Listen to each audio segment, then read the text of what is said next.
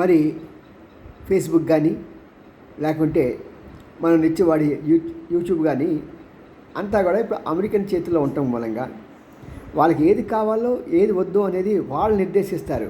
పత్రికా స్వేచ్ఛ ఉన్న అమెరికా, భారతదేశాల్లో ఇలాంటి పరిస్థితులు వస్తున్నాయంటే ఆఖరికి మనం యూట్యూబ్లో కనుక అమెరికాని గురించి కానీ లేకుంటే ట్రంప్ గారి గురించి కానీ మనం ఏమాత్రం కొద్ది సీరియస్ మ్యాటర్గా మనం అంటే అతను తప్పును పట్టుకొని మనం చెప్తూ ఉంటే యూట్యూబ్ వాళ్ళు ఏం చేస్తారంటే దీన్ని అసలుకి కేర్ చేయరన్నమాట.